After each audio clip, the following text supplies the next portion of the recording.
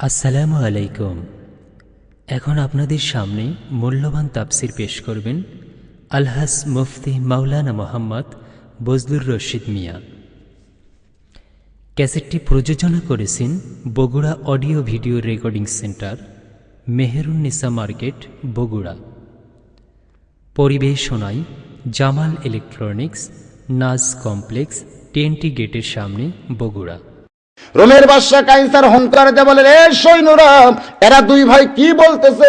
বলে, ধাপনা, দুই ভাইয়ের মধ্যে ছোট ভাই আগে ডেকসিতে যাবার চাই, আপনি হুকুম দিলেন মেজো ভাই, কিন্তু ছোট ভাই তো আগে যাবার চাই। এবার রোমের সৈন্য বলতেছে, তুই কি দেখতে পারিসনি তোর বড় ভাই আগুনের চুলায় পুড়ে ছাই হয়ে গেল, এরপরেও তুই কেন এত আগে যাবার চাস? ছোট ভাই চিল্লায় বলে, যত আগে ডেকসির মধ্যে নামবো তত আগে আমি জান্নাতে যাব। বাজান মেজো ভাইকে তেলের ডেকসির মধ্যে ফেলে দেওয়া হলো, একদিকে গোস্ত একদিকে হাড্ডি চইলা যায়। এমন সময় কাইসার হুঙ্কার মেরে বলতেছে, তিনজনের মধ্যে দুইজনকে হত্যা করা হলো, এরপরেও তো তারা আল্লাহ নবীকে ছাড়ে না, এখন কি করা যায়? একে ডেকসির মধ্যে ফেলে দিলেও এও তো একই অবস্থায় চলে যাবে, কারণ কিছুক্ষণ আগেই আগে যাওয়ার জন্য যে পাড়াপাড়ি করছে। এবার খ্রিস্টান পাদ্রী বলে, জাহাপনা, এইভাবে মুসলমানের ঈমান নষ্ট করা যাবে না। মুসলমানের ঈমানকে যদি নষ্ট করতে চান তাহলে এই মুসলমানের দায়িত্ব আপনি আমার উপরে ছাইড়া দেন। রোমের বাদশা বলে, ওই তেলের ডেকসির চাইতেও কি কোনো কঠিন শাস্তি তোমার কাছে আছে? পাদ্রী বলতেছে, 17 বছরের একটা সুন্দরী মেয়ে আছে আমার ঘরে, ওই মেয়ের আগুনে আমার এই মুসলমান যুবককে আমি ছাইড়া দিবার চাই, দেখতে চাই যে মেয়ে মানুষের আগুনের কাছে তার ঈমানটা কেমনে রক্ষা করে। একটা হলো ডেকসির আগুন, গরম তেল, আর একটা হলো মেয়ে মানুষের আগুন। মেয়ে মানুষের আগুন বুঝেন? সুন্দর নারী দেখলে পরে আমার দিল দেওয়ানা করে, ওলে ওলে ওলে ওলে। আমাদের বাংলাদেশে শুরু হয়ে গেছে, জোরে কোন কথা ঠিক কিনা? আমাদের যুবকগুলোর হাতে ভিডিও মোবাইল দিয়ে দক্ষিণ পাড়া উত্তর পাড়া 4 মাথা 3 মাথা। যাদের হাতে ভিডিও মোবাইল আছে, আমি ওই সকল যুবকদের বাবাকে বলি অনুরোধ করে পায়ে হাত দেয়া, যে আপনার ছেলেটা ভিডিও মোবাইল কিনছে, ওরে ভিডিও মোবাইল না দেওয়ার হাতে একটা রিভলভার দেন, একটা রিভলভার দেন। 2-4 দিন অপরাধ করে ধরে থানার যাবে, জেলত যাবে, জোরে কোন ঠিক কিনা? তাও বাঁচবে। কিন্তু ভিডিও মোবাইল দিচ্ছেন তো মরছেন। ওই মেমোরি কার্ডের মধ্যে কি ঢুকায় রাখছে আপনি কোনদিন দেখছেন? এই যারা যুবকদের বাবা আছেন, আমি আপনাদের পায়ে হাত দিয়ে বলতেছি, আজকে বাড়িতে যে আপনার ছেলেকে ডাকবেন, ডেকে বলে, তোর মোবাইলটা দে তো বাবা, তোর মোবাইলের মেমোরির মধ্যে কি লুকায় রাখছিস? আজকে না, আপনি হঠাৎ সুযোগ বুঝে একদিন ডাক দেবেন, বুঝতেছেন না? আপনারা বলবেন যে কি আজকে আমাদের যুবকেরা কি করতেছে, এরা কেন এরকম হলো? এরা ওই আগুনের মধ্যে পড়ে গেছে, ধরে কোন ঠিক কিনা? আমি মরে যাবো রে, আর বাঁচবো না, ওরে লালো না। এই গানের মধ্যে কি বলতেছে? আমি মরে যাবো রে, আর বাঁচবো না, ওরে ললনা। ললনা মানে একটা মেয়ে, একটা মেয়ের জন্য একটা যুবক মরে যাবে, সেই গান আজকে বাংলাদেশে বাজতেছে, জোরে কোন ঠিক কিনা? এই শয়তান শিল্পীগুলা প্রত্যেকটা গান খালি প্রেম, খালি প্রেম। তাও কি প্রেম? ফ্যাক খাওয়া প্রেম, গাঁজা খাওয়া প্রেম, ফেন্সিডিল খাওয়া প্রেম। হাই রে প্রেম হয়েছে ভাই। এরা মনে হয় এগুলা গান ছাড়া গানই পারে না। একটা মেয়ে মানুষের জন্য সারা জীবন, সারা জীবন, আমার জীবন গেল তুষের আগুনে, হায় মাথা নষ্ট, মাথা নষ্ট। আগেকার শিল্পীদের গানগুলো কি ছিল? মানুষকে আল্লাহর দিকে, নবীর দিকে, ইসলামের দিকে মানুষকে আহ্বান করা হয়েছে গানের ভিতর দিয়ে, জোরে কোন কথা ঠিক কিনা? আর এখনকার গানের ভিতর দিয়ে প্রত্যেকটা যুবক একটা মেয়ের জন্য জীবন দেবার চাই। এবার পাদ্রীর 17 বছরের মেয়ের কাছে, মেয়েটা হলো সুন্দরী, সেই মেয়েটার কাছে এবার ছোট 3 ভাইয়ের মধ্যে ছোট এখনো জীবিত আছে, তাকে একটু নিয়ে যাবে, ওই আগুনের মধ্যেই তাকে পুড়াতে হবে। তার ঈমান থেকে যদি ইসলাম থেকে আপনি ফারেক করতে চান। রোমের বাদশা কাইসার বলে, পাদ্রী রে, কতদিন সময় লাগবে? বলে, কম করে হলো 40 দিন সময় আমারে দিতে হবে। 40 দিনের জন্য এবার মুসলমান যুবক রোমান বাদশার ক্যাথলিক ওই খ্রিস্টান বাদশার পাদ্রীর হাতে ছেড়ে দেওয়া হলো। পাদ্রী তাকে নিয়ে গেছে। এখন অন্দর মহলের ভিতরে ওই সুন্দর তরুণী তন্নিকে ওই যুবক মুসলমানের সামনে ছেড়ে দেওয়া হয়েছে, কারণ সাহাবীটা হলো যুবক। জোরে কোন সাহাবীটা কি? বুড়ো হলে সে আলাদা, বুড়ো হলে আলাদা। যুবক, যুবক বোঝেন না? আজকে ভালো কে, যুবক না বুড়ো? বুড়া মানুষগুলো মসজিদে যায়, সামনে কাতারে বসে, নাউজুবিল্লাহ নাউজুবিল্লাহ জিকির করে, আর যুবকগুলো যাবার চায় না, গেলেও ধড়পড় করে। দুই একদিন যায়, অবশ্য জুমার দিনে যায়, শেষে যাবে আগে আসবে, শেষে যাবে, যাওয়ার সময় সবার শেষে, আসার সময় সবার আগে।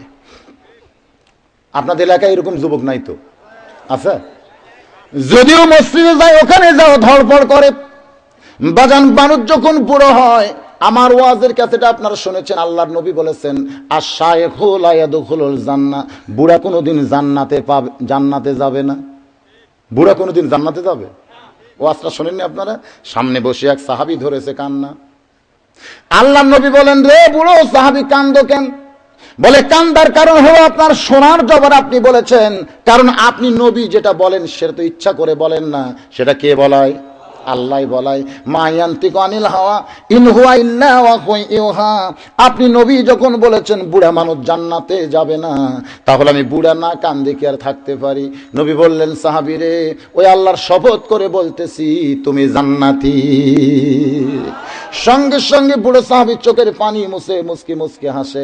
আল্লাহ নবী বলেন, রে বুড়ো সাহাবী, আল্লাহ যদি তোমারে জান্নাত দেয়, তুমি কি এই মুহূর্তে যাবার চাও? বলে, আল্লাহ দিলি তো আমি যাবার চাই। আল্লাহ নবী বললেন, আল্লাহ যদি এই বয়সে তোমারে জান্নাত দেয়? বুড়ো সাহাবী বলে, আমার কোনো আপত্তি নাই। নবী বলতেছে, আমার আপত্তি আছে। তোমার আপত্তি নাই, কিন্তু আমার আছে। তুমি বুড়ো মানুষ জান্নাতে যায় কি করবা? বলে, হুজুর কোন কি? সোনালিটির বাড়ি চাই। আল্লাহ তোমার সোনালিটের বাড়ি দিলে আর পরে কি চাইবা? বলে, হীরা জহরতের বর্তন চাই। এরপরে কি চাইবা? বলে, আঙ্গুর ফলের বাগান চাই। নবী তাবাসসুম মুস্কি হাসি দিয়ে বললেন, এত ফল থাকতে আঙ্গুর ফলের বাগান তুমি কেন চাইলা? বুড়া সাহাবী বলতে, তো হুজুর আমার একটাও দাঁত নাই। যদি আল্লাহ সবরি ফলের বাগান দেয়, আপেল ফলের বাগান দেয়, খালি চায়ে চায়ে দেখা লাগবে, খাওয়ার কোনো বুদ্ধি নাই। কিন্তু আমার দাঁত না থাকলে কি হবে? মাসা শক্ত আছে, এর মধ্যে আঙ্গুর ফাইলা যদি ঠাসি মারি, রস দিয়ে আমার পেট ভরে যাবে, এই জন্যই আঙ্গুর ফলের বাগান চাই। নবী বললেন, সাহাবী রে, তুমি যে পুরুষ মানুষ, বলে হ্যাঁ, তুমি কি জানো আল্লাহ প্রত্যেকটি জান্নাতি পুরুষকে কম করে হলো 70টা হুরগেলমান দিবে। এতগুলো হুরগেলমান বউ যদি আল্লাহ তোমারে দেয়, যাদের বয়স হবে 16 কি 17, এই 16-17 বছরের 70টা বউ যখন আল্লাহ তোমারে দিবে, তুমি কি করবা? বুড়া সাহাবী কান্দার বলে, হুজুর আমার দেখা ছাড়া বুদ্ধি নাই। আল্লাহর নবী বললেন, আল্লাহ কি তোমাকে বউ দেখার জন্য দিবে নাকি? বুড়ো কান্দার বলে, ইয়া রাসূলুল্লাহ, আমি বসলে দাঁড়াবার পারি না, দাঁড়ালে বসতে পারি না, আমার মাজা বেঁকা হয়ে গেছে, এতগুলো বউ নিয়ে আমি কি করব? দরকার নাই। আল্লাহর নবী বললেন, সাহাবী রে, এই জন্যই তো বলতেছি বুড়া মানুষ জান্নাত পাবে না, কারণ তুমি বুড়া মানুষ জান্নাতে গেলে আল্লাহর নিয়ামত তোমার জন্য হবে না।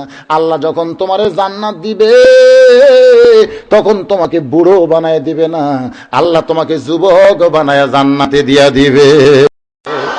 এই হাদিসের দ্বারা বোঝা যায় জান্নাতের সঙ্গে যুবকের সম্পর্ক। জোরে কোন, কার সম্পর্ক? যৌবন বয়সের সম্পর্ক হলো জান্নাতে, বুড়ো মানুষের সম্পর্ক কিন্তু জান্নাতে নাই। তাহলে জান্নাতে যদি যুবকের সম্পর্ক হয়, ইবাদতেও কিন্তু যুবকের সম্পর্ক আছে। জোরে কোন, ঠিক কি না? এটা আমার আব্দুল সাত্তার ভাই বসে আছে। এই বছর হজ করতে গিয়ে দেখছি এক বুড়া পাথর মারবার দাঁড় পারতেছে না। ওই জামরার যে পাথর মারা লাগে, ও পাথর মারতে যাবে না। আমারই কয়, হুজুর আমারটা যদি আপনি মারতেন। তো আপনারটা আমি মারবো কেন? আপনাকেই মারা লাগবে। কয়, না হুজুর, ওই ভিড়ের মধ্যে আমি বাঁচবো, আমি যাব না হুজুর।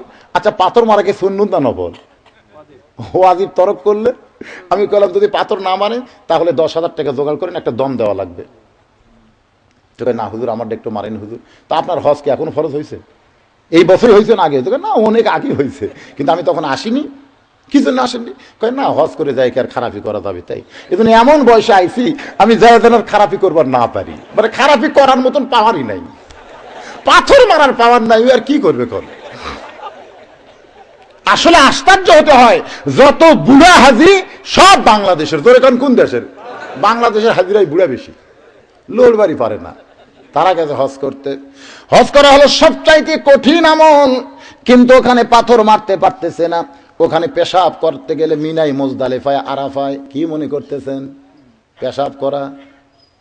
আসলে আরাফার ময়দান যে হাসরের ময়দান, একেবারে চূড়ান্ত রূপ। পেশাব লাগছে করবে, এটা কি বাংলাদেশ পাশে যে রেল লাইনের ধারে যাবেন আর মালবার করবেন আর করবে? এটা বাংলাদেশ না সৌদি আরব, খালি পুলিশ ঘুরতেছে, মিলিটারি ঘুরতেছে, জোরে কোন ঠিক কিনা? পেশাব করার জায়গা খালি পেশাব খানায়। এখন আপনাকে জোরে লাগছে, আপনি কি করবেন? লাইন ধরে আছে 70 জন, দয়া নাই দয়া নাই, বুড়া দাদুর কামতে আমি ওই তুই মর ওঠে বল। মানে হাসরের ময়দানে কেউ যেমন কেন না, ওখানেও তাই। আরাফার ময়দানে এই জন্য আমার সঙ্গে যারা ছিল তাদেরকে বলে দিলাম, তোমরা কম করে খাও, কম করে খাও, পানিও খাবা না, কোনো কিছু খাবা না। না খেয়ে থাকলে পেশাব পায়খানা কম হবে, তোমরা শান্তি পাবে। ধরে কোন ঠিক কিনা?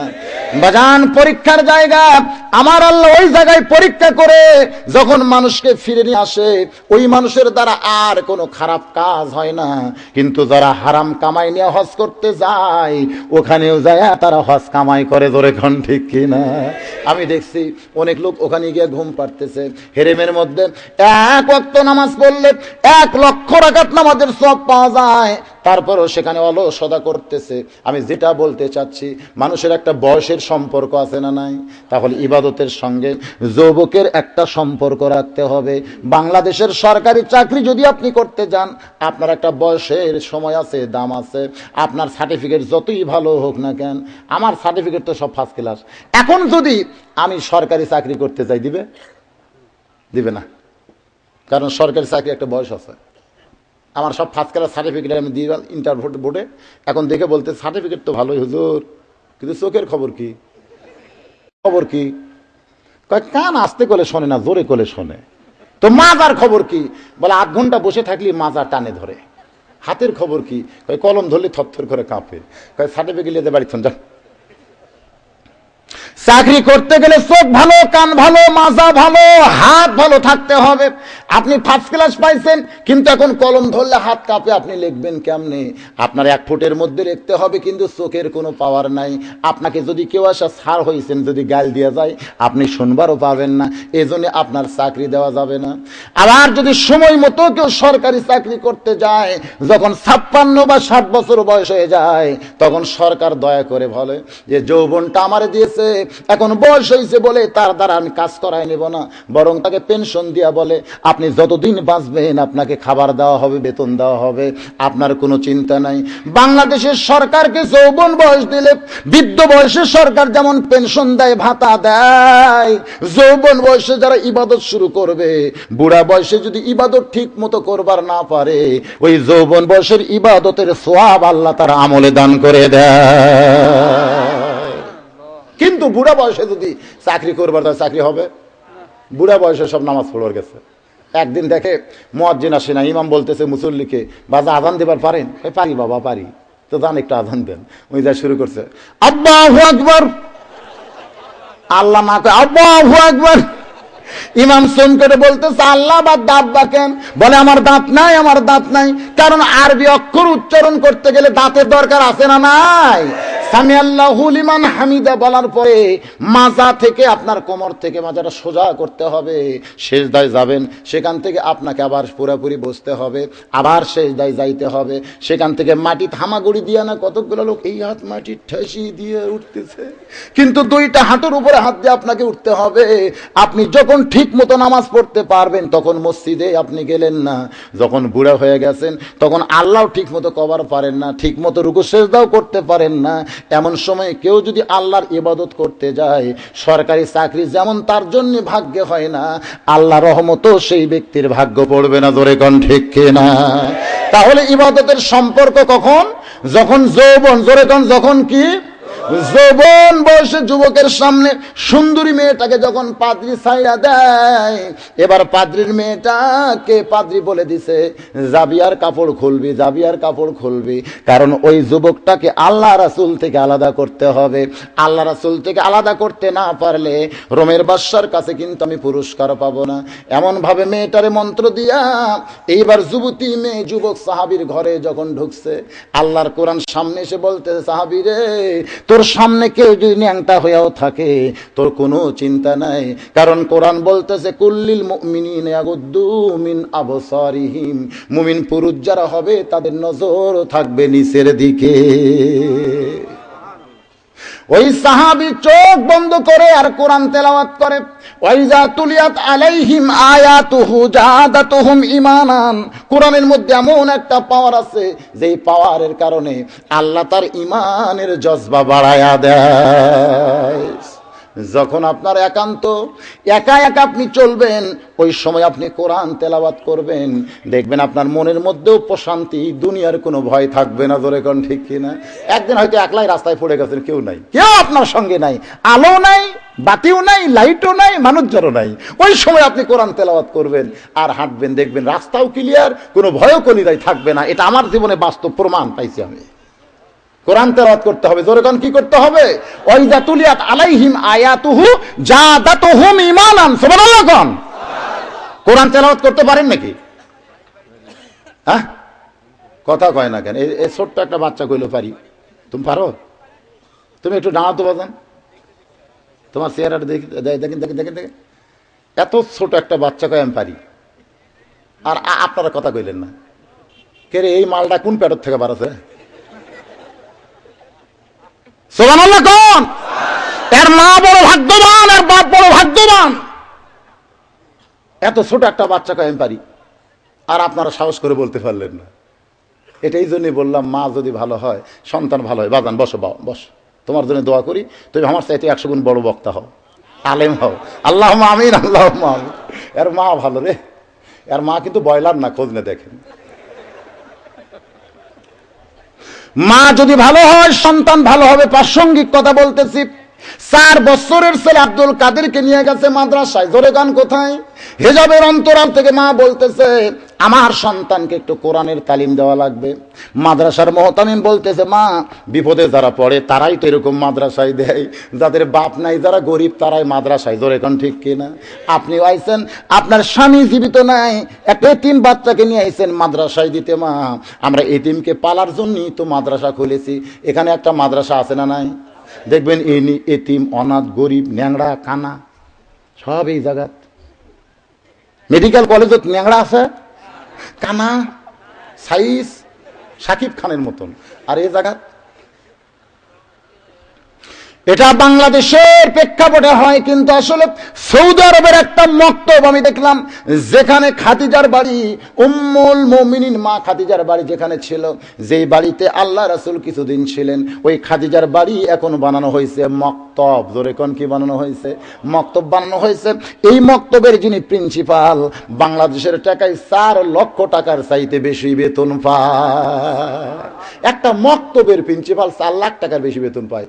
আর যেগুলো বড় মাদ্রাসা আছে তার প্রিন্সিপালের বেতন কত?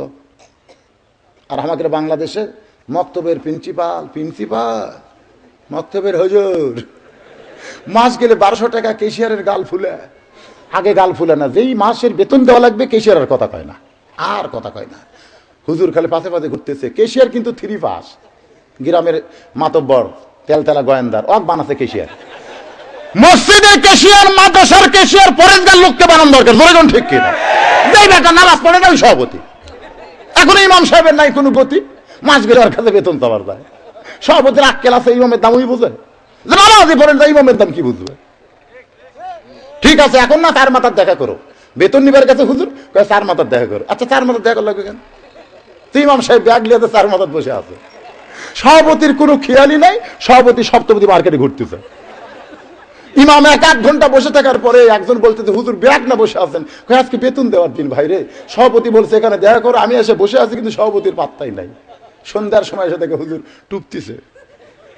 হুজুর খুব চেষ্টা করছিলাম, আজকে আপনাকে বেতন দেব, নামাজ পড়ে আপনারা বেতন নেন, কি করবেন কন? বেতন আজকে দিবার চাইছিলাম, কিন্তু টাকাতে আমার খরচ হয়ে গেল, ধরেন 50-60 টাকা নেন। জুতিয়া থাকলে ওর চাপাত গোড়া দিক বাড়ি মারা ফরজ। ধরে কোন ঠিক কিনা? বাগান বাস্তব কথাই আমি আপনাদের বলতেছি। মাদ্রাসার কেশিয়ার, মসজিদের সভাপতি কেশিয়ার সদস্য, পরেশগার লোকদেরকে বানাতে হবে। জোরে কোন কথা ঠিক কিনা? যারা আলেমের গুরুত্ব দিবে, ইমামের গুরুত্ব দিবে। একটা মক্তবের কথা বললে এমন কথা বললাম। এবার আব্দুল কাদেরকে দিয়া মা চলে আইছে বাড়িতে।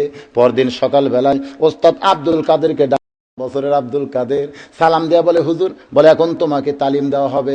তোমার মা দিয়ে গেছে মাদ্রাসায় কোরআনের তালিম দেওয়ার জন্য বাজান, আগে তো কোরআন না, আগে তোমাকে কায়দা পড়াতে হবে।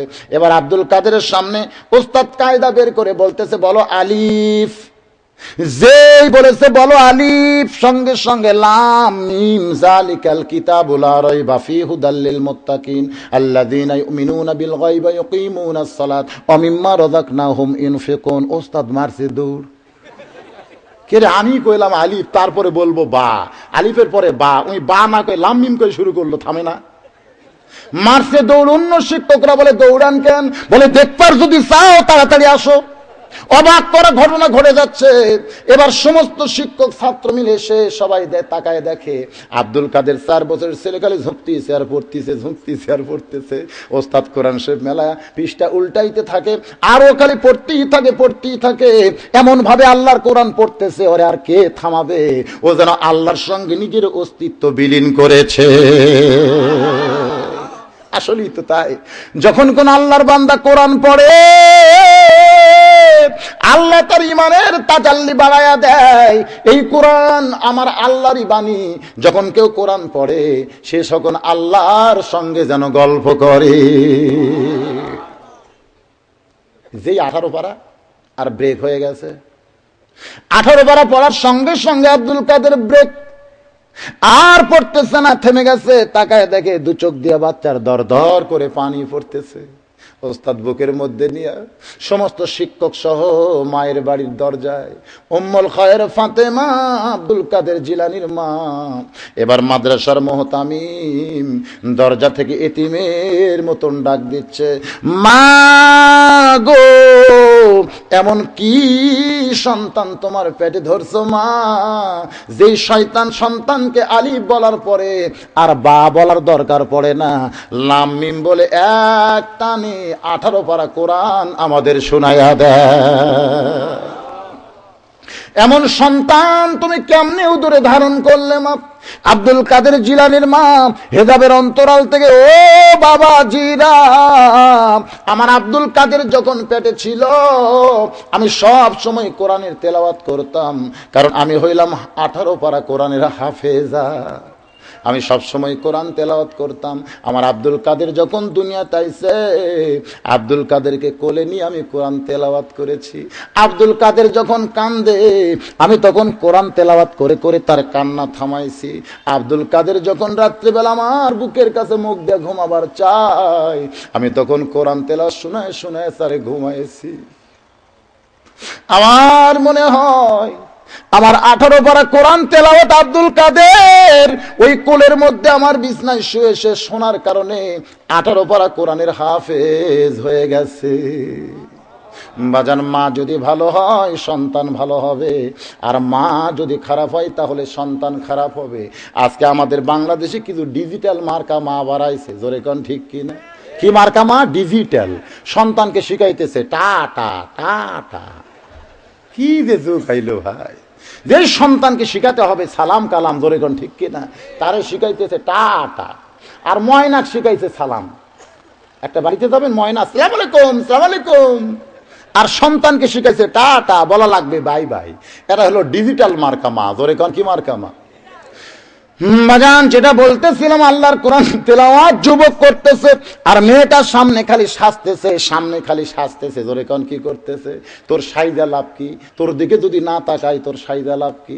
আজকে এই শহর দিকে গ্রামের কোনো মেয়ে যদি বেপর্দা হয়ে সাইদা গুইজা রাস্তায় বের হয়, আর একটা যুবক যদি সেই মেয়েটার দিকে না তাকায়, আপনারা বলেন তো ওই মেয়ে কি আর সাজবে?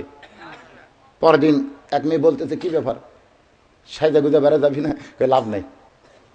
লাভ নাই রে, গতকাল গেছিলাম, এক মরদ আমার দিকে তাকাইনি।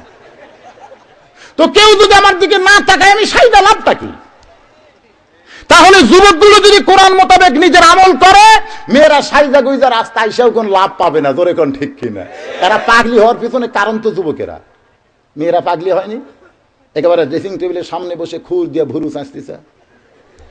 কেন আল্লাহ দাও, ভুরু চাঁচার কি দরকার? খুর দিয়ে ভুরু ওটি আবার চিকুন করে ভুরু পন্দে উপর দিয়ে চিকুন করে ভুরু বানাইছে। আল্লাহ দাও ভুরুর চয়েস হচ্ছে না, ওই চিকুন করে ভুরু বানায় নাম দিয়েছে শাবনুর ভুরু। কপালে সূর্য ফোঁটা দিয়া মুখে লিপস্টিক দেয়, বুকের অন্য গলাত মাফলা বানাইছে। জোরে কোন ঠিক কিনা ভাই? এরা কি আসলে ভালো না পাগলি? এই যে ডোমের গাঁও গিয়া দেখেন, ডোমের গাঁও আপনাদের দূরে না কাছে? আমি একবার ডোমের গাঁয়ে ওয়াজ করতে গিয়া দেখি বেগুন লাগাইছে, বেগুন বেগুন তো বেগুনের মধ্যে খেড়ের বুন্দা দিয়া ওই আপনার উপরে একটা আবার ওই যে কালো হাঁড়ি দিছে, মাথার উপরে কালো হাঁড়ি, তাতে আবার চোখ দিয়া চোখ বানাচ্ছে, মুখ বানাইছে। আমি বেগুনওয়ালা ভাইকে বললাম, এইটা কি? হুজুর আপনি তো বোঝেন না, মানুষের চোখ এতই খারাপ হুজুর, সরাসরি যদি বাগুনের দিকে তাকায় বলে এত বাগুন, তাহলে পোকা ধরবে। তো এই জন্য হাঁড়ি দিছে যেন চোখ তাকে হাঁড়িত পড়ে, ওই যে বুন্দার উপরে হাঁড়ি দিছে, চোখ হাঁড়িত পড়ে, তারপরে বেগুনের দিকে তাকাইলে আমার বেগুনও তার পোকা ধরবে না। আমি চিন্তা করলাম সর্বনাশ, একটা বেগুন বাঁচানোর জন্য একটা কালো হাঁড়ি দিছে, আর আমাকে রে পুরুষের কি কোনো আক্কেল নাই, তার বউ বাঁচানোর জন্য একটা কালো বোরকা দেওয়া দরকার। তোর এখন ঠিক কিনা? কেন বাগুনের দাম বেশি না বউয়ের দাম বেশি? যেই যুবক সুন্দরী বউকে নিয়ে ডিসকভারের উপর ফিল্ডিং মারতেছে, আমি সেই যুবককে বলতেছি তোমার বউকে একলাই? যেই যুবক তার বউকে নিয়ে হুন্ডার চড়ে ফিল্ডিং মারতেছে, বউ খালি সাইজ হয়ে পিছনে বসে আছে, ওই বউকে আর একলাই? ওই বউ কিন্তু 10 জনের বউ। জোরে কোন ঠিক কিনা? যারা দেখতেছে তারা খালি কি গেল রে, কি গেল রে। দিনে দেখছে আর রাত্রেবেলা কাপড় নষ্ট করছে। জোরে কোন ঠিক কিনা? ওর বউয়ের সাথে এই যুবকের স্বপ্ন দোষ হয়েছে। তাই যুবকদের বলে, এই যুবক তোমার বউ যদি একলাই করবার চাও, তোমার বউয়ের গায়ে কালো হাড়ি বোরকা দাও। জোরে কোন ঠিক কিনা? কেউ যদি তোমার বউয়ের না দেখে, তুমি একলাই দেখো ঘরের মধ্যে। তুমি যদি একলা তোমার বউ নিয়ে থাকবার চাও, আর যদি মনে করে 10 মিলে করি কাজ, তাহলে করো, করো, সগলিখলা করো। একটা দাঁতের ওয়াজ দিছে, কি কন? আর যুবক বউ ফেসাং মারাবে, ফেসাং। আমার বউ আমার একলা, আর জোরে গান ঠিক কিনা? অন্য কাউকে আমি বেপর্দা করে ভাগ দিব না। পাগলি হয়ে গেছে, পাগলি। এই পাগলি হওয়ার পিছনে আমাদেরও দোষ আছে। জোরে কোন আছে না নাই? এবার যুবক সাহাবী একবারও তাকায় না, 1 দিন 2 দিন 3 দিন এমন ভাবে চলে যায়। 3 দিন তোর বাড়িতে গেলাম, দেখা পাইলাম না। বন্ধু গানা ছিল না, বন্ধু 3 দিন তোর বাড়িতে গেলাম, দেখা পাইলাম না। মেয়েটা 1 2 3 না, 1 মাস পর্যন্ত সামনেই থাকে, কিন্তু বন্ধুরে তোর চেহারাটাও দেখলাম না। ওই যে নজর মাটির দিকে করে আল্লাহর কোরআন পড়ে, অন্য কোনো দিকে তার খেয়াল নাই, খালি 2 চোখ দিয়ে কান দেয়, বলে 2 ভাই তোমরা 2 জন আরাম করতেছো, কিন্তু আমার আরাম কবে হবে? এবার মেয়েটা বলতেছে, তোমার 2 ভাই তো ওই ডেক্সির মধ্যে পুড়ে শেষ হয়ে কই ভাজা হয়েছে, তারা কেমনে আরাম করে? যুবক কান্দের বলে, রে মহিলা তুমি বুঝতে পারবা না, ইমানের পাওয়ার যার কলিজার ভিতরে, এই পাওয়ারে আল্লাহ এমন একটা চক্ষু তৈরি করে দেয়, যেই চক্ষু দিয়া দুনিয়াতে বেশে আল্লাহর জান্নাত দেখতে পায়। মেয়েটা বলতেছে, যুবক রে তোমাকে 1 মাস হলে দেখতে দেখতে দেখতে আমার মনটা তোমার প্রেমে পড়ে গেছে। তুমি যে আল্লাহর প্রেমে পড়ে আজকে সুন্দরী মেয়ের দিকে তাকাও না, ওই আল্লাহর প্রেমে আমি একটু পড়তে চাই।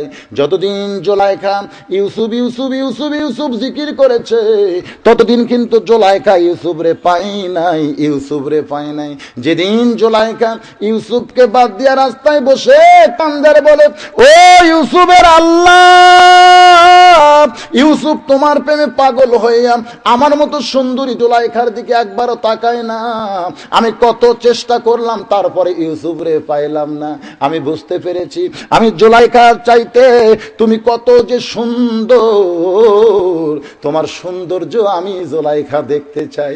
ও ইউসুফের আল্লাহ, আজ থেকে তুমি শুধু ইউসুফের আল্লাহ নও, আমি তোমাকে আমার আল্লাহ বানায়া আমি ইউসুফের প্রেম কলিজার মধ্যে রাখবো না, এই কলিজার মধ্যে শুধু তোমার জায়গা দেব আল্লাহ।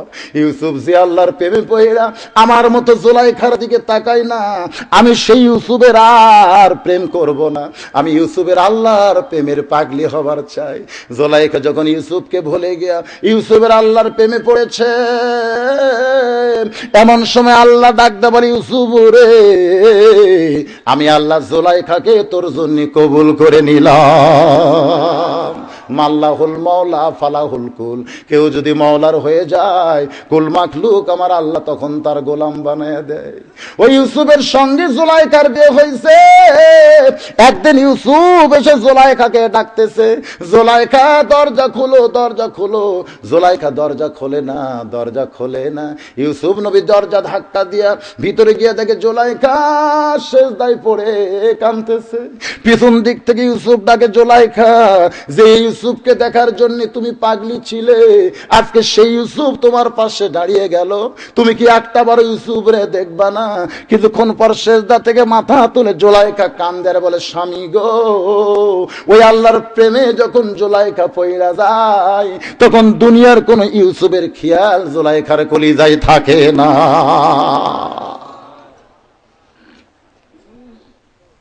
মেয়েটা কান্দার বলে, কে গো তুমি?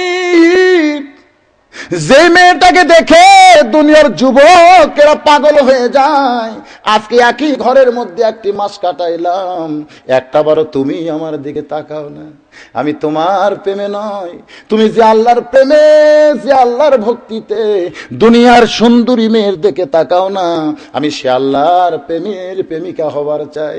এবার যুবক বলতেছে, তাহলে আল্লাহর প্রেমের প্রেমিকা যদি হবার চাও, তাহলে পিছন দিকে বসে আমার সঙ্গে পড়ে নাও, লা ইলাহা ইল্লাল্লাহু মুহাম্মাদুর রাসূলুল্লাহ সাল্লাল্লাহু আলাইহি সাল্লাম। যে মেয়েটা তাকে নষ্ট করার জন্য ঘরে ঢুকছে, ওই মেয়েটাই আজকে তার অতীতকে নষ্ট করে ভবিষ্যৎটাকে সুন্দর বানায় দিছে। ধরে কান সুবহানাল্লাহ। বাজান, মেয়েটা বলে, কে গো তুমি? এখানে যদি থাকো তাহলে তোমার কাছে ঈমান গ্রহণ করার কারণে তোমাকে আমাকে দুইজনেই মেরে ফেলবে, হত্যা করবে। বলে, আসলে ঈমান গ্রহণ করার পরে কেউ যখন হত্যা হয়, হত্যা না, ইজা আসাবাতুহুম মুসিবাতুন ক্বালু, সকলে বলেন ইন্না লিল্লাহি ওয়া ইন্না ইলাইহি রাজিউন। আমরা যেখান থেকে এসেছি আবার সেখানে আমরা ফিরে যাব। মেয়েটা বলতেছে, না, এখান থেকে আমরা চলে যাব, এখান থেকে চলে যাব।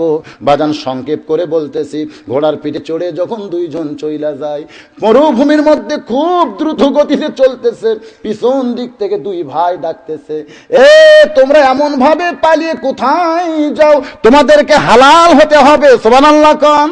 কারণ একজন যুবতী আর একজন যুবক হালাল করতে গেলে তাদেরকে বিবাহ বন্ধনে আবদ্ধ হতে হবে। পিছন দিকে দুই ভাইটা তাকায় না, বারবার যখন ডাকতেছে পরিচিত কণ্ঠ মনে করে একবার পিছন দিকে তাকায় দেখে ওই দুইটা ভাই ঘোড়া নিয়ে আসতেছে। জোরে কোন সুবহানাল্লাহ। বলে, ভাইজান, আপনারা দুনিয়াতে কোত্থেকে আইলেন? বলে, মা আহাদান ইয়াদখুলুল জান্নাতা ইউহিব্বু আন ইয়ারজি ইলা দুনিয়া ফায়ুক্তাল আশারা মাররাতান লিমা ইয়ারা মিনাল কারামাতি, রাওয়াহুল বুখারী কিতাবুল মাগাজি। ভাইজান, আসলে এখানে দাওয়াতটা আমার ড্রাইভার নিয়েছে। শহর দিঘিতে গত বছর আমি ওয়াজ করছিলাম 9টার পরে। আজকে আমাকে 9টায় তুলে দিবে চান্দইগোনার মাহফিল। আমি বলেছিলাম মাগরিব থেকে 6টা থেকে 8টা পর্যন্ত আমি কথা বলতে পারি। এখন ঘড়িতে 8টা বেজে গেছে, কিন্তু আপনাদের ওয়াজ শোনার যে সাইজ, না আমি আসলে শোনেন, আমি তো মাগরিবের পরে যেগুলো ওয়াজ ধরি সময়ের দিকে খেয়াল করে ওয়াজ করা লাগে, কারণ এগুলো আমি নফলের মধ্যে রাখছি। আর যেটা 1 বছর আগে দাওয়াত নিয়েছি এগুলো ফরজ। আপনারা বলেন, নফল আদায় করতে গিয়ে কি ফরজের ক্ষতি করা যাবে? হ্যাঁ, না না না, ফরজের ক্ষতি করা যাবে না। তো আমি যখন উঠছি তখন থেকে আজকে অবশ্য ওয়াজ একটু কম হয়েছে, আমি বুঝতেছি, কিন্তু আমি আপনাদের এলাকার সন্তান, আপনারা একটু সময় সুযোগ মতো আমাকে যদি একটু দাওয়াত দেন, বুঝেন না, হয়তো বুঝবেন। হুজুর কিছুদিন আগে একজন ফতুয়া দিতে, হুজুর 1 বছর আগে দাওয়াত দিতে হবে, অগ্রিম দেওয়া লাগবে, এইটা কি ইসলামে জায়েজ আছে? আমি বললাম, তোমার ফতুয়া ঠিক আছে, কিন্তু বর্তমানে সেই ইসলাম বাংলাদেশে নাই। তুমি যে ইসলামের ফতুয়া দিচ্ছ সেই ইসলাম বর্তমানে বাংলাদেশে নাই। জোরে কোন ঠিক কিনা? ইসলাম যদি আজকে বাংলাদেশ ঠিক থাকতো তাহলে কালো বদরুশিতে আকর্ষণ মানুষের তৈরি হতো না, এই নূর কোরআনের আকর্ষণ মানুষের কলিজায় তৈরি হতো। জোরে কোন ঠিক কিনা? কিন্তু আজকে দেখো বক্তা খুঁজতেছে। ওই যে আমার 1.5 ইঞ্চি এক লাতি আছে, মেহেদি হাসান, 1.5 ইঞ্চি লাতি, আমারই লাতি, 8 বছরের সোল, সব দেখার জন্য যায়। 9 বছরের সওয়ালকে মেহেদি আসতেছে, চলো যাই। ওই ঠিক মতো কোরআন শরীফ পড়ার পারে না, তার ওয়াজ শুনবি মানুষ। এটা কি কোরআনের আকর্ষণে না ভেটকি শুরু করছেন? গতকাল এক মাহফিল হলো, আগে ছিল নারী, এখন হয়েছে পুরুষ। রাজিয়া সুলতান ওরফে আব্দুর রাজ্জাক, সবাই বলতেছে দেখতে যাচ্ছি। আর কি বাড়তেছেন, দেখার জন্য সময় আছে? আর আপনার আকর্ষণ তৈরি করেন আল্লাহর কোরআনের, জোরে কোন ঠিক কিনা? আর কি বলে নিছে, কলস রাখেন মুখটা করে সোজা, অল্প চাপি কলস ভরবে, জোরে কোন ঠিক কিনা? সারা শুনেও লাভ হবে না। আমি যতক্ষণ আলোচনা করলাম একটা সাবজেক্ট, একটা বিষয়ের উপর কথা বলেছি, হ্যাঁ 3টা আয়াতের উপর আমি কথা বলেছি আপনাদের সামনে। ভাইজান যারা দাঁড়িয়ে আছেন একটু আল্লাহর রাস্তায় বসেন, আমি সকলকে মিলে একটু দোয়া করি।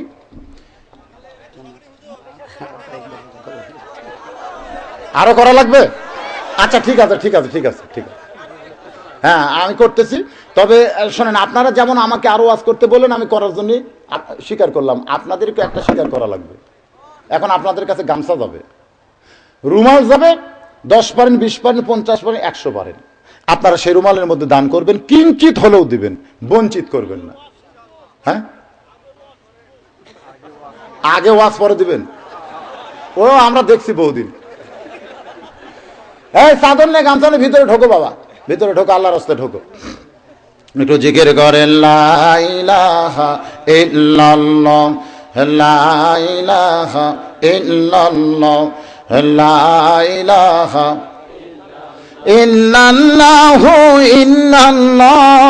ইল্লাল্লাহু ইল্লাল্লাহ, লা ইলাহা ইল্লাল্লাহ।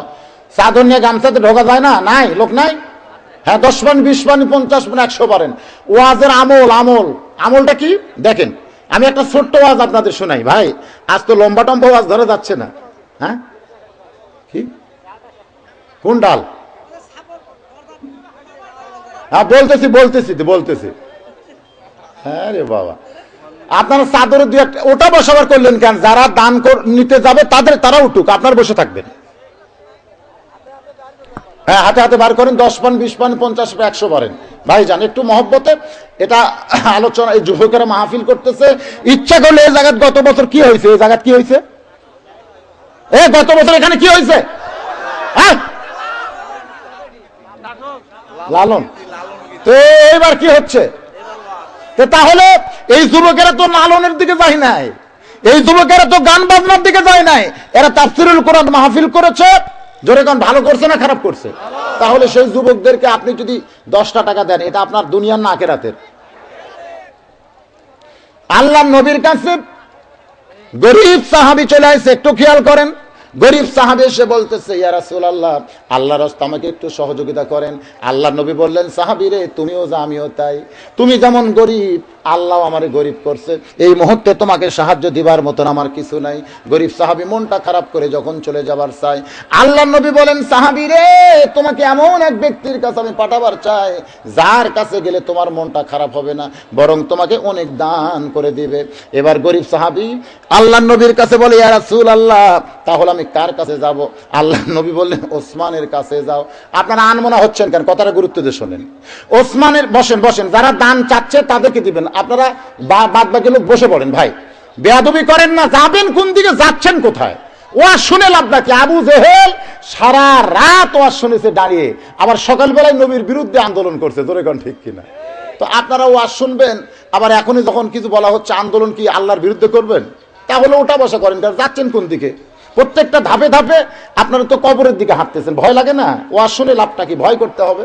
বাজান যেটা বলতেছিলাম, ওসমান গনির দরবারে গিয়া এবার গরিব সাহাবী দেখতেছে সন্ধ্যার সময় ওসমান গনি সলতাটা টেনে টেনে ছোট করতেছে, আলো একটু বেশি হয়েছে, এই আলোটা টেনে টেনে ছোট করতেছে। গরিব সাহাবী মনে মনে চিন্তা করে, আমার বাড়িতে আর চাইতে বেশি আলো জ্বলে, আমি কোনোদিন তো আলো ছোট করি না, আজকে যখন আলো কমাইতেছে, হলো কৃপণ ব্যক্তি। জোরে কোন কি ব্যক্তি? এই কৃপণ ব্যক্তি কোনোদিন গরিবকে দান করবে না। ওই গরিব সাহাবী ফিরে এসে বলে, ইয়া রাসূলুল্লাহ, এমন এক কৃপণের কাছে আমারে পাঠাইলেন হুজুর, যে সন্ধ্যার সময় একটু আলো বেশি হয়েছে, সে আলো টেনে টেনে আলো কমায় দেয়। আল্লাহর নবী বললেন, সাহাবী রে, আবার ওসমানের কাছে যাও। ওই গরিব সাহাবী আবার ওসমানের কাছে গিয়া দেখতে পায় বালুশ ফেটে তুলা ঘরের মেঝেতে পড়ে গেছে। যে বালুশে শুয়ে থাকে ওসমান, ওই বালুশটা ফাইটা তুলা ঘরের মাঝাতে পড়ে গেছে। ওই তুলাগুলো খোঁটায় খোঁটায় বালুশের মধ্যে ওসমান গনি তুলতেছে।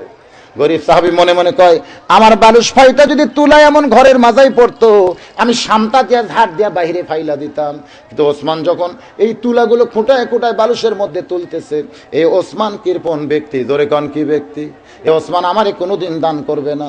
বাজান গরিব সাহাবী চলে গেছে আবার নবীর কাছে, বলে ইয়া রাসূলুল্লাহ, এমন কৃপণ আমি কোনোদিন দেখি নাই, বালুস ফাইটা তুলা পড়ে গেছে, আর সেই তুলা কুড়ে কুড়ে খোলের মধ্যে যে ঢুকায়, এই ওসমানের মতন কৃপণ কেউ নাই, সে আমারে কেমনে দান করবে? আল্লাহ নবী বললেন, সাহাবী রে, তুমি আবার ওসমানের কাছে যাও। সেদিন গরিব সাহাবী আর না গিয়া পরদিন সকাল বেলায় ওসমানের দরবারে গিয়া দেখে ওসমান গুনি সামনে একটা পুরানো পাঞ্জাবি নিয়া কয়েক জায়গায় ছিঁড়ে গেছে, ওই ছিঁড়া পাঞ্জাবি সেলাই করবেন, কিন্তু শুয়ের মধ্যে সুতা ঢুকাবার পারতেছেন না, কারণ চোখের জ্যোতি কমে গেছে। ওসমান কিন্তু শুয়ে কানে ধরে সুতা খালি সাইড দিয়া মারতেছে। গরিব সাহাবী দূর থেকে দেখে আর চিন্তা করে যে ওসমানকে আল্লাহ এত সম্পদ দিছে, এই ওসমান ইচ্ছা করলে একটা দর্জির কাছে দিলেও তো তার জুব্বা সেলাই করতে পারতো, কিন্তু ওসমান এমন কৃপণ, দর্জিকে 2টা টাকা দেবে না, নিজের জুব্বা নিজেই সেলাই করতে চায়। এই কৃপণকে একটু সহযোগিতা করা দরকার। ঠাট্টা বিদ্রুপ করে গরিব সাহাবী এসে সালাম দিয়ে বলে, ওসমান ভাই, আপনার মতন কৃপণ মানুষ দুনিয়াতে আর কেউ নাই, শুয়ের মধ্যে যখন সুতা ঢোকাবার পারতেছেন না, দেন আমি একটু আপনার উপকার করে দেই। এই বলে গরিব সাহাবী সুই আর সুতা নিয়ে যেই মাত্র শুয়ের মধ্যে সুতা ঢুকাইয়া দিছে, ওসমান গনি ম্যানেজারকে ডাকতেছে, ম্যানেজার ভাই। ম্যানেজার দৌড়ে এসে বলে, হুজুর কি হয়েছে? বলে, আমার এই ভাইকে তুমি 100 উট দিয়া দাও। গরিব সাহাবী হাঁটু গেড়ে বসে বলে, হুজুর আপনি কি বলতেছেন? বলে, তোমাকে 100 উট দেওয়ার কথা বলতেছি। ম্যানেজার, আমার এই গরিব ভাই যে উট পছন্দ করে, সেই পছন্দের 100টা উট আমার গরিব ভাইকে দান করে দাও। গরিব সাহাবী কান দিয়ে বলে, ওসমান ভাই, আমি গতকাল সন্ধ্যায় 2বার আইছি। প্রথমে দেখলাম শোলটা ছোট করতেছেন আলো বেশি হওয়ার কারণে, তারপরে দেখলাম আপনি এই যে তুলাগুলো বালুশের খোল থেকে পড়ে, আপনি সেই তুলা কুড়ায় কুড়ায় বালুশের খোলের মধ্যে ঢুকাইতেছেন। আবার আজকে সকালে দেখলাম আপনার ছিঁড়া জুব্বা সেলাই করার জন্য আপনি শুয়ের মধ্যে সুতা ঢুকাবার পারতেছেন না, আমি সামান্য শুয়ের মধ্যে সুতা ঢুকাই দিলাম, আর আমাকে 100টা উট আপনি দিয়ে দিবেন, এটা কেমন কথা ভাই? ওসমান বলে, রে আল্লাহর বান্দা, তুমি পরপর 3বার যেইটা দেখছো এইটা হলো দুনিয়া, আর তোমাকে 100 উট দেওয়া এইটা হলো আখিরাত। সুবহানাল্লাহ কবেন না? 100 উট দেওয়া এটা কি? এটা আখিরাত। আর 3বার যেটা তুমি দেখছো এটা হলো দুনিয়া। আমার দুনিয়া এইরকম তুচ্ছ, আর আখিরাত আমার কাছে এইরকম দামি। আমি তোমাকে যে 100টা উট দিলাম, এটা কি? এটার জায়গা কোন জায়গায় পাবে? জোরে গান কোন জায়গায়? আজকে যখন টাকার কথা বলা হয়েছে কিছু দান করেন, তখন আপনারা মনে করলেন যে দেওয়াটাই লস, দুনিয়া মনে করলেন, আর কোরআনের মাহফিলে বসাটাকে আখিরাত মনে করলেন। ভাইজান, 10টা টাকা যারা আজকে এই মাহফিলে যুবকদের মাহফিলের উদ্দেশ্যে দান করে দিলেন, এই 10টা টাকা আপনার আখিরাতের জান্নাতের সম্বল হবে। জোরে কোন কথা ঠিক কিনা? হ্যাঁ, একটু মহব্বত নিয়ে দরুদ পড়েন। আল্লাহুম্মা সাল্লি আলা সাইয়্যিদিনা মাওলানা মুহাম্মদ ওয়া আলা আলি সাইয়্যিদিনা শাফিআনা। প্রধান অতিথি সাহেব আসছে, মনোজের আগে জি, কোথায় আছে? ভাই আমাকে এখানে লিখে দেবেন যে এই লোক গেল, আমি পাঠালাম। পরে দেখতেছি, পরে লিখতেছি। হ্যাঁ, প্রধান অতিথি কোথায়? আচ্ছা, জি জি ভাই, এই দেন প্রধান অতিথি সাহেব এখানে বসবে নাকি? না না না, মাইক মাইক, জি জি।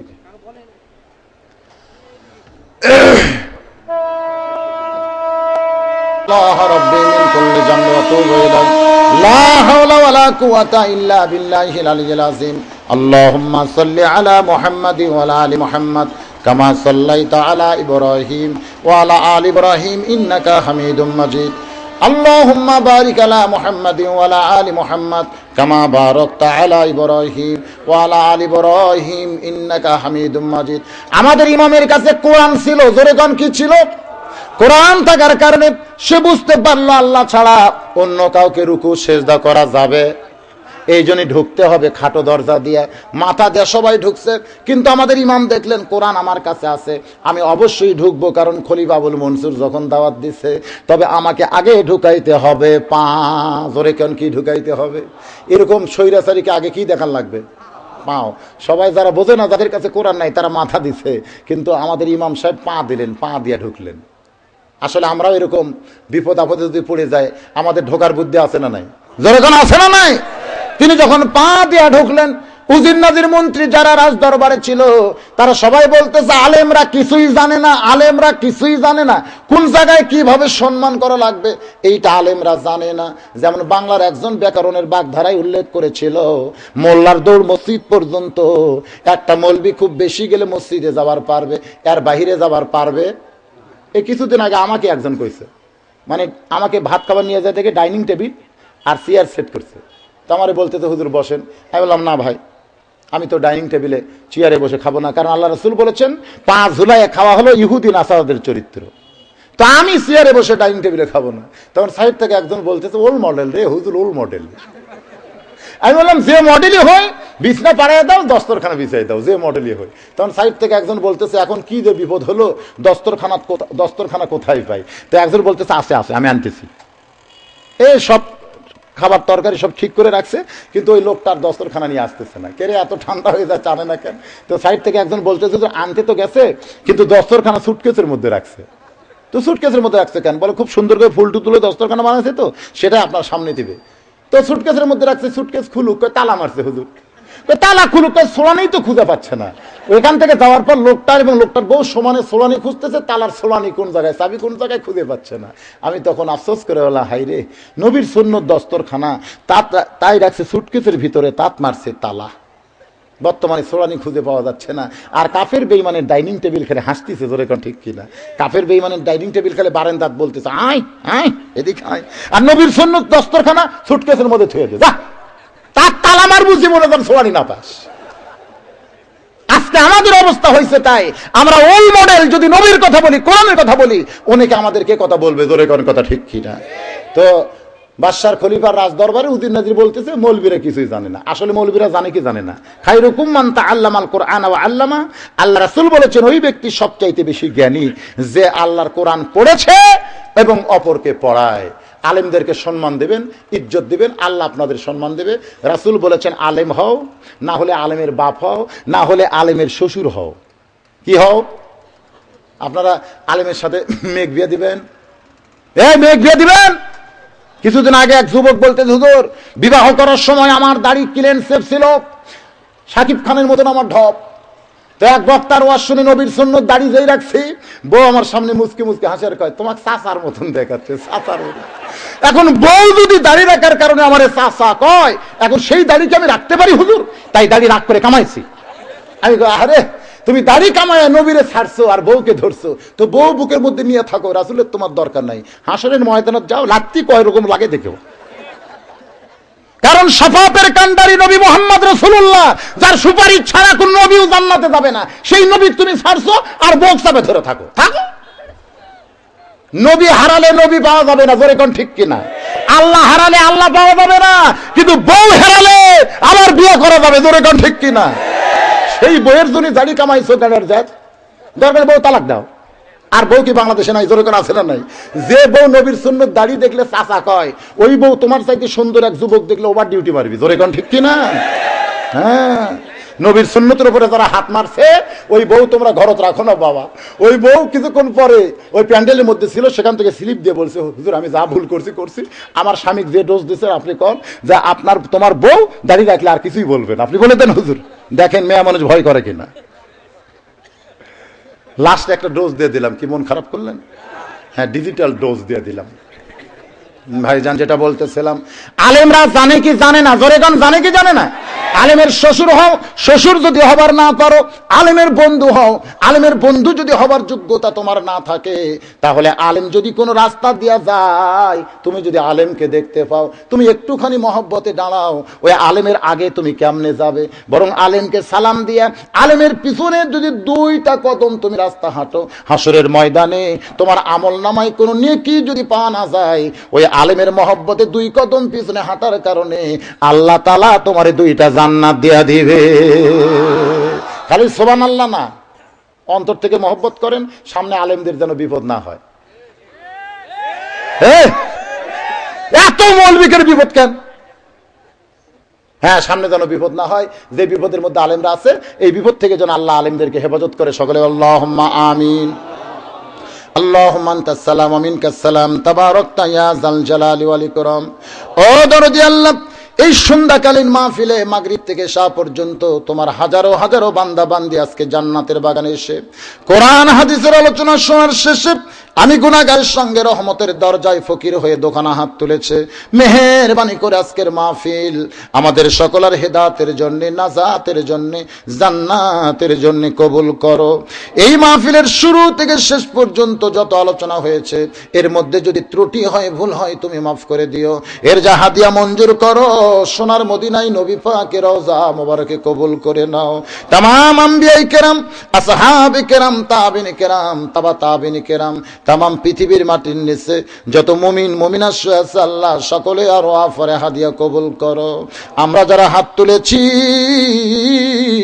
আমাদের মধ্যে যাদের মা ছোট্ট একটি শব্দ মা, এই নামের মধ্যে যে কি মধু, যাদের মা নাই তারাই বুঝতেছে। আল্লাহ, বাবার বাড়ি আছে, বাবার সম্পদ আছে, আজকে যাদের বাবা এতিম হয়ে অন্ধকার কবরে চলে গেছে, মেহেরবানি করে বাপ মার কবরকে জান্নাতের টুকরা বানিয়ে দাও।